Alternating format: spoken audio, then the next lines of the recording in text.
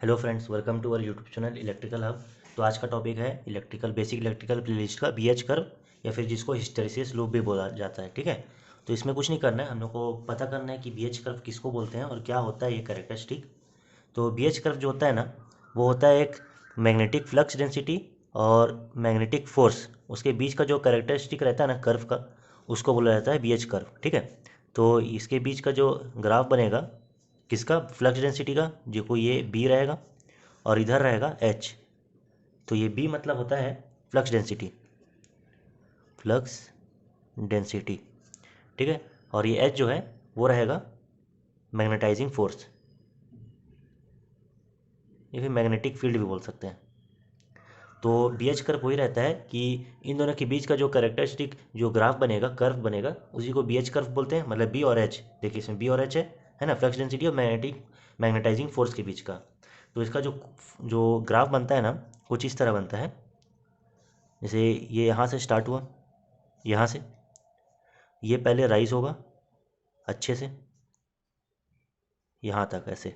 ठीक है, उसके बाद फिर ये यहाँ पास जाएगा इस तरह, उसके बाद फिर यहाँ से डाउन हो करके पॉइंट बन के ऐसे बनेगा। ये थोड़ा अनइवन बना है, आप अगर नेट में देखेंगे तो कुछ इसी तरह बनता है इसका डायग्राम। ठीक है, इसको थोड़ा और नीचे ले जाता हूँ। और ये जो है ये नेगेटिव साइड है फ्लक्स डेंसिटी का, और ये जो है ये नेगेटिव साइड है मैग्नेटाइजिंग फोर्स का। ठीक है, ये इतना हो गया। अब इसमें हम लोग नेमिंग करेंगे कि कौन से पॉइंट को क्या बोला जाता है। तो सबसे पहले इनिशियल पॉइंट क्या है, ये तो इसे इनिशियल पॉइंट बोला जाएगा, इनिशियल पॉइंट। ठीक है, यहाँ से स्टार्ट होता है। और फिर इस पॉइंट को जो बोलेंगे इसको रिटेंटिविटी बोलेंगे। ये जो है इसको मैं नेमिंग कर दे रहा हूँ, जैसे ये ए है।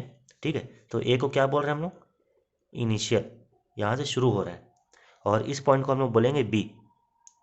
तो ये जो बी है इसको बोलते हैं रिटेंटिविटी।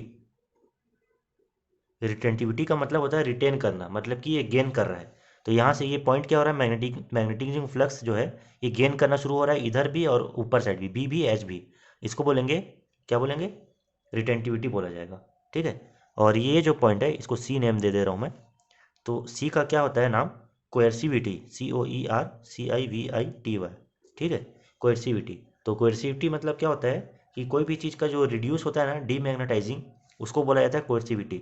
तो अगर ये मैग्नेटाइज हो रहा है ऊपर, फ्लक्स डेंसिटी भी बढ़ रही है, मैग्नेटिक फोर्स भी बढ़ रहा है ना, और इधर आते आते क्या हो रहा है, माइनस में पहले ही पहुंच चुका है ये एच, है ना, और बी के लिए भी ये जीरो में पहुंच चुका है, जीरो पॉइंट में, बेस में। और यहाँ से ये नीचे जाना शुरू होगा। तो इस पॉइंट को बोलते हैं कोएर्सिविटी, मतलब कि यहाँ से डीमैग्नेटाइज होना शुरू हो रहा है। और इसी पॉइंट को बोलते हैं हिस्टेरिसिस।